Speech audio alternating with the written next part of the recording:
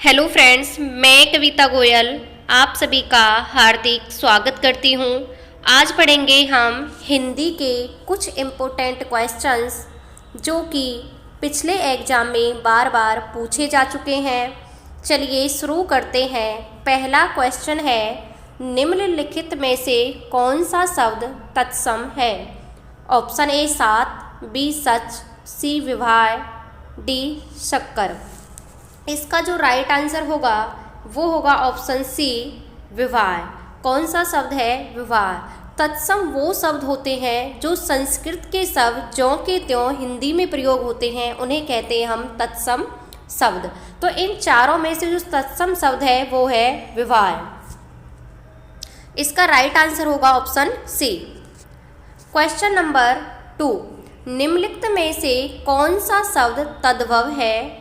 Option A Karan, B पक्षी, सी हस्त, D होठ। इसका जो राइट आंसर होगा वो होगा ऑप्शन डी होठ।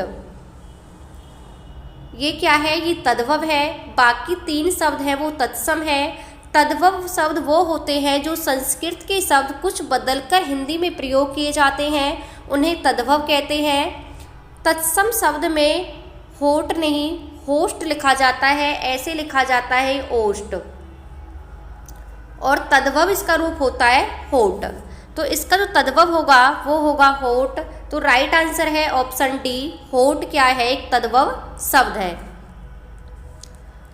क्वेश्चन नंबर 3, शब्द किसे कहते हैं? ऑप्शन ए एक या एक से अधिक ध्वनि समूहों को, बी एक या अनेक वर्णों से मिलकर बनी हुई सार्थक ध्वनियों को, सी ध्वनि की लघुत्तम इकाई को, डी एक या एक से अधिक वर्णों के समूह को। इसका जो राइट आंसर होगा वो होगा ऑप्शन बी एक या अनेक वर्णों से मिलकर बनी हुई सार्थक ध्वनियों को हम क्या कहते हैं? शब्द कहते हैं। इसका राइट आंसर है ऑप्शन बी। क्वेश्चन नंबर 4, विसर्ग का प्रयोग शब्दों में ही होता है। आपसे क्वेश्चन पूछ रहा है कि विसर्ग का जो प्रयोग है हम वो कौन से शब्दों में करते हैं? ऑप्शन ए तद्भव, बी विदेशी, सी तत्सम, डी इनमें से कोई नहीं। इसका जो राइट आंसर होगा वो होगा ऑप्शन सी तत्सम। विसर्ग का प्रयोग हम तत्सम शब्दों में ही करते हैं। क्वेश्चन नंबर 5, नायक में कौन सी संधि है? ऑप्शन ए अयादि संधि, बी दीर्घ संधि, सी गुण संधि, डी वृद्धि संधि।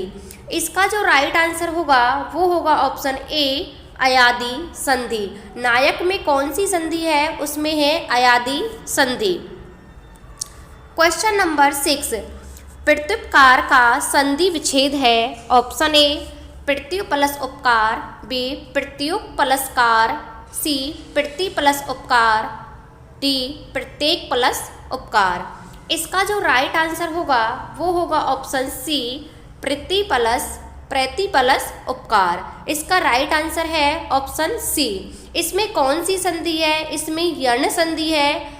यण संधि में ई के बाद अगर ओ होता है तो क्या बन जाता है? यू बन जाता है, और आगे वाले शब्द का क्या हो जाता है? आधा हो जाता है। तो इसीलिए इसमें का राइट आंसर कौन सा है? Option C. अगर इसमें संधि पूछी जाए तो कौन सी संधि है? तो इसमें यण संधि है। कौन सी है? यण संधि। क्वेश्चन नंबर 7, अपने आप यह काम सीख लूंगा। इस वाक्य में निजवाचक सर्वनाम कौन सा है? आप, यह, सीख, काम। इसका जो राइट आंसर होगा वो होगा ऑप्शन ए आप। जिन सर्वनाम शब्दों को हम अपने लिए कर्ता खुद अपने लिए यूज करता है वो होते हैं निजवाचक सर्वनाम। यहाँ कर्ता ने अपने लिए जो शब्द यूज किया है वो किया है आप। उसने कहा है अपने आप यह काम सीख लूँगा। तो आप का मतलब होता है उसने आपको अपने लिए यूज किया है, प्रयोग किया है, तो इसको हम क्या बोलेंगे? निजवाचक सर्वनाम। इसका राइट आंसर होगा ऑप्शन ए आप। क्वेश्चन नंबर 8, उड़ना शब्द की भाववाचक संज्ञा कौन सा शब्द है? ऑप्शन ए उड़ान, बी उड़ाप, सी उड़ाई, डी उड़ाना। इसका जो राइट आंसर होगा वो होगा ऑप्शन ए उड़ान। उड़ना शब्द की जो भाववाचक संज्ञा है वो कौन सी है? उड़ान। क्वेश्चन नंबर 9, निम्न में से कौन सा शब्द अविकारी है? ऑप्शन ए पीला, बी पर्वत, सी धीरे से, डी पूजनीय। इसका जो राइट आंसर होगा वो होगा ऑप्शन सी धीरे से। धीरे से शब्द क्या है? अविकारी शब्द है। अविकारी शब्द को हम क्या कहते हैं? अवयव कहते हैं। अविकारी शब्द कौन से होते हैं? अविकारी शब्द वो होते हैं जिन्हें वाक्यों में प्रयोग करने पर उनमें कोई भी परिवर्तन नहीं आता, यानी कि कोई भी विकार उत्पन्न नहीं होता। वो हर वाक्य में वैसे की वैसे ही प्रयोग किए जाते हैं। उन्हें कहते हैं हम अविकारी शब्द या फिर अवयव शब्द। तो इसमें अविकारी शब्द कौन सा है? वो है धीरे से। पीला क्या है? ये विशेषण है। और पर्वत क्या है? एक संज्ञा है। क्वेश्चन नंबर 10, क्रियाएं स्वयं कर्ता द्वारा कार्य न करके किसी अन्य व्यक्ति को कार्य करने के लिए प्रेरित करने का बोध कराती हैं, उन्हें क्रियाएं कहते हैं। क्वेश्चन आपसे कह रहा है कि जो क्रियाएं ऐसी होती है जिनमें कर्ता खुद काम ना करके किसी दूसरे से कराता है, तो उन क्रियाओं को हम क्या कहते हैं? ऑप्शन ए सर्वकालिक क्रिया, बी अपूर्ण क्रिया, सी प्रेरणार्थक क्रिया, डी तात्कालिक। इसका जो राइट आंसर होगा वो होगा ऑप्शन सी प्रेरणार्थक क्रिया। उन्हें क्या कहते हैं? प्रेरणार्थक क्रिया, यानी कि किसी को प्रेरित करते हैं हम काम करने के लिए, प्रेरणा देते हैं, तो उन्हें कहते हैं प्रेरणार्थक क्रिया। राइट आंसर होगा ऑप्शन सी। क्वेश्चन नंबर 11, राजा शब्द का सही बहुवचन चुनिए। ऑप्शन ए राजाओं, बी राजा, सी राजों, डी राजा। इसका जो राइट आंसर होगा वो होगा ऑप्शन डी राजा। राजा का जो बहुवचन है वो स्वयं राजा ही होता है। राजा का सही बहुवचन क्या होता है? राजा ही होता है। क्वेश्चन नंबर 12, अरुण शब्द का पर्यायवाची शब्द बताइए। ऑप्शन ए निशानात, बी दिवाकर, सी सुधाकर, डी शशांक। इसका जो राइट आंसर होगा वो होगा ऑप्शन बी दिवाकर। अरुण शब्द का जो पर्यायवाची शब्द है वो क्या है? दिवाकर। क्वेश्चन नंबर 13, प्रसून शब्द का सही पर्यायवाची शब्द कौन सा है? ऑप्शन ए सरोज, बी सुमन, सी अंबुज, डी मधु। इसका जो राइट आंसर होगा वो होगा ऑप्शन बी सुमन। क्या है? सुमन। सुमन क्या होता है? फूल को कहते हैं। प्रसून भी किसको कहते हैं? हम फूल को ही कहते हैं। तो प्रसून का जो पर्यायवाची शब्द है वो कौन सा है? सुमन। क्वेश्चन नंबर 40, नीलकंठ में कौन सा समास है? ऑप्शन ए द्विगु समास, बी तत्पुरुष समास, सी बहुब्रीहि समास, डी अव्ययी भाव समास। इसका जो राइट आंसर होगा वो होगा ऑप्शन सी बहुब्रीहि समास। बहुब्रीहि समास है। बहुब्रीहि समास कौन सा समास होता है? जिसमें कोई भी पद प्रदान न होकर किसी अन्य की विशेषता बताते हैं, उन्हें कहते हैं हम बहुब्रीहि समास। जैसे कि नीलकंठ, तो इसका मैं विग्रह करूं तो क्या होगा? नीला है कंठ जिसका। तो नीला है कंठ जिसका किसके लिए प्रयोग करते हैं हम? महादेव के लिए प्रयोग करते हैं। इसीलिए इसमें किसकी विशेषता बताई गई है? महादेव की विशेषता बताई गई है। इसलिए कौन सा समास है ये? बहुब्रीहि समास। द्विगु समास की मैं बात करूं तो द्विगु समास में जो पहला पद होता है वो होता है संख्यावाची।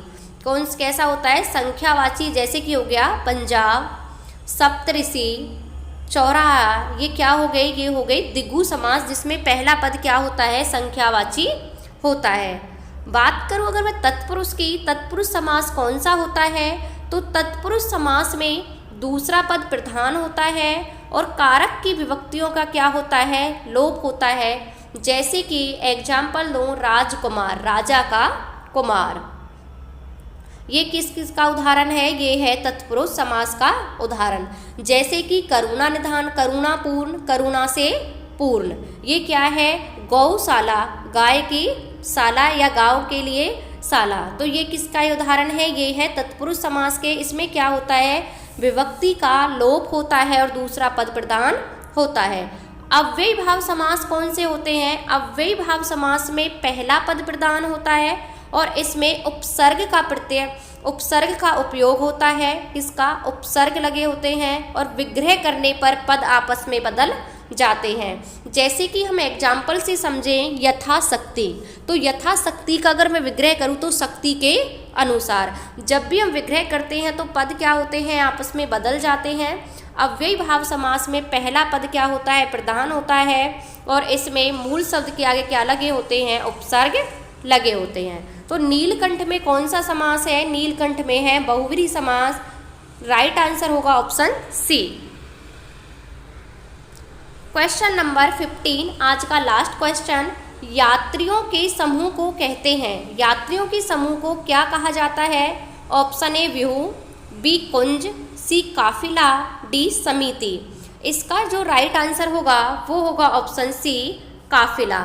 यात्रियों के समूह को काफिला कहा जाता है। तो ये थे आज के कुछ इम्पोर्टेंट क्वेश्चंस। आपको क्लास कैसी लगी कमेंट बॉक्स में कमेंट करके ज़रूर बताना। Thank you.